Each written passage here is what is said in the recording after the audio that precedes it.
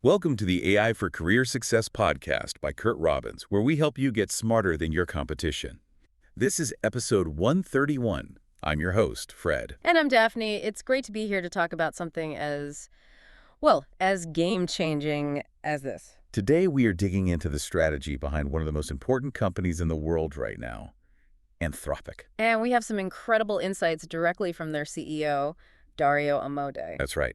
This comes from a really revealing interview he gave, which was uploaded on the Stripe YouTube channel, and this entire topic was actually suggested by our producer, Curt Robbins. So our mission today is to really unpack the economics and the strategic thinking behind a company like Anthropic. If you're trying to navigate your career, this is stuff you really need to understand. Let's start with the numbers, because they are just staggering. Anthropic's growth it's not linear, it's exponential. It follows the same curve as the AI models themselves. It really does. It's a whole new kind of hypergrowth.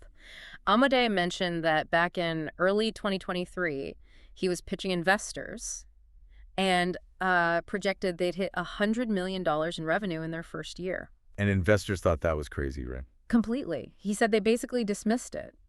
But of course, they hit the target. And then it gets even crazier. He projected $1 billion for the next year. Which they also achieved.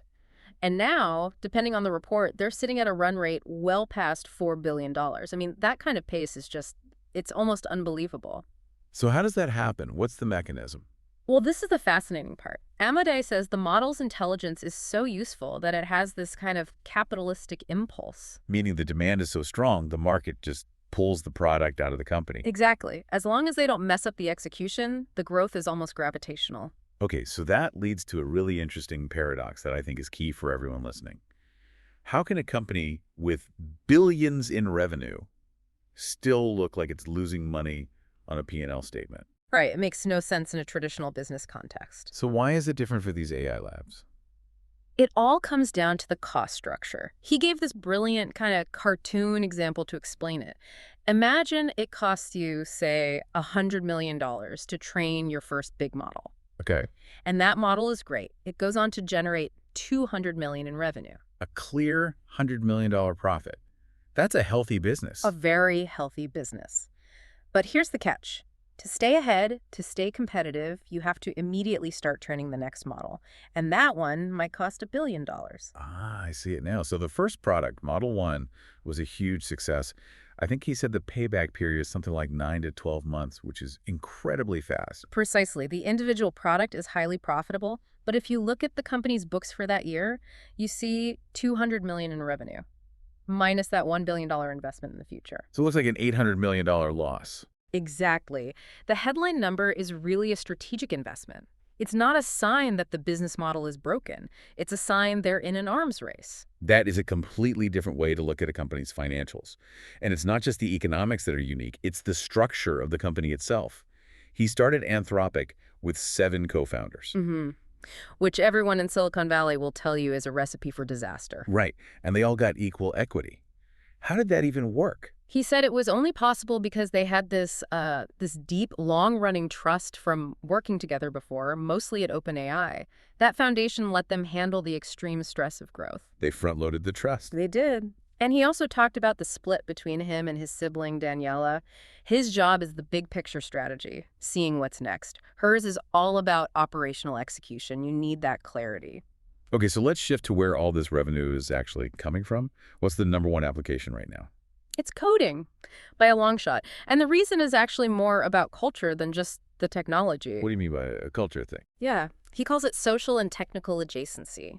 Developers they're naturally close to the people building the AI. They're on the same forums, like Hacker News. They argue about the best new tools. They're the earliest of early adopters. The earliest. They'll try a new tool, integrate it, and throw out the old one by the end of the week. So the adoption is just incredibly fast in that group. Well, what about the rest of the economy?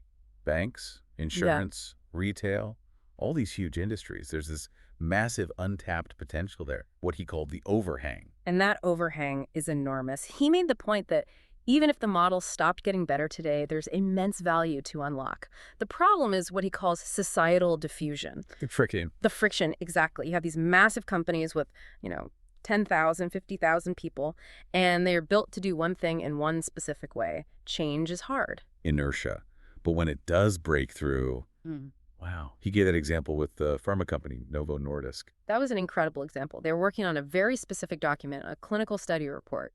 And how long does that usually take? 9 weeks. A team of experts, 9 weeks.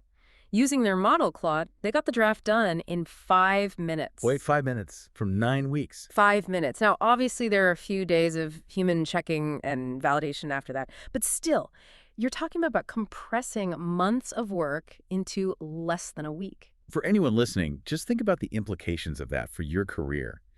Your job shifts from doing the work to verifying the work. It's a total change. It's a structural transformation, and it shows you where Anthropic is focusing. They see themselves as a platform company first, just like the big cloud providers. Their goal is to win the enterprise market. But they also build their own products, right? Like Claude for Enterprise, this sort of virtual coworker. Yeah. Why not just be an API company? Because you need the feedback. Building their own products gives them direct contact with end users. They see what breaks, what people love, what they actually need. That insight is priceless. So the product helps them build a better platform. Exactly. It's a feedback loop. Let's take a brief break for a special message from our producer, Curt Robbins. Hi, this is Curt Robbins. First, thanks for listening. I truly appreciate your support. I want to let you know that I'm currently accepting new clients. My rates are affordable, and I have more than 25 years of experience working for enterprise companies like Microsoft, Northrop Grumman, Oracle, PNC Bank, FedEx, USAA, and Wells Fargo, among many others. If you want to improve your IT documentation and communications, hire me. I deliver fast, know how to use AI to improve efficiency and accuracy, and love going the extra mile to satisfy my clients. Thank you for subscribing and listening. Back to you, Daphne and Fred. Welcome back to the AI for Career Success podcast. So we were talking about user feedback, but let's get into the biggest user roadblock right now.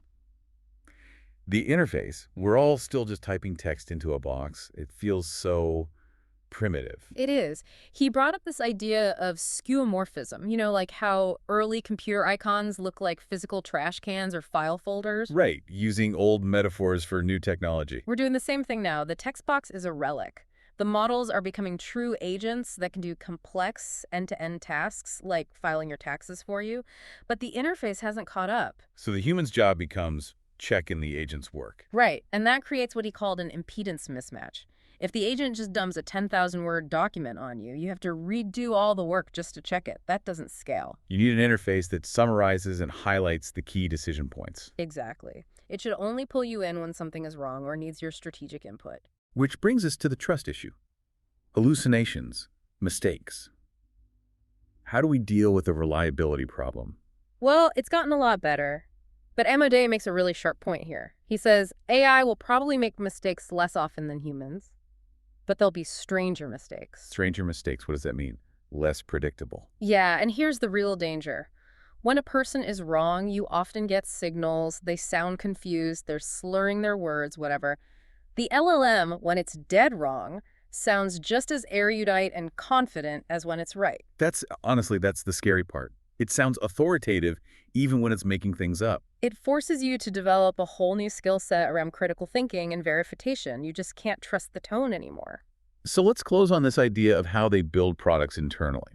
They have this focus on making AGI-built products.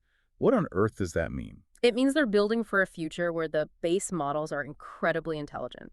They're trying to avoid building simple wrapper products that will just get eaten by the next, more powerful model. So they're building a bridge to whatever comes next. Yes, exactly.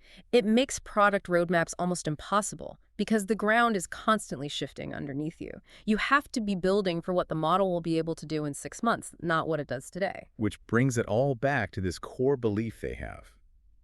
Amodei said he thinks it's likely that in just 1 to 3 years, we'll have what I've described as like a country of geniuses in the data center. And that one belief drives everything. It's why they're so mission-focused, why they have such high employee retention. They genuinely believe they're building something that will fundamentally reshape the world, and they're running their multi-billion-dollar business as if that event is right around the corner. So for all of us trying to stay ahead, we have to adopt that same mindset. We're not in a period of slow, incremental change anymore. This is structural acceleration. Absolutely. You have to understand these new economic models, see the friction in adoption, and get ready for interfaces that finally move us beyond the simple text box. Thank you for listening to the AI for Career Success podcast from Curt Robbins, where we help you get smarter than your competition. Remember to like, subscribe, comment, and share. We'll see you next time.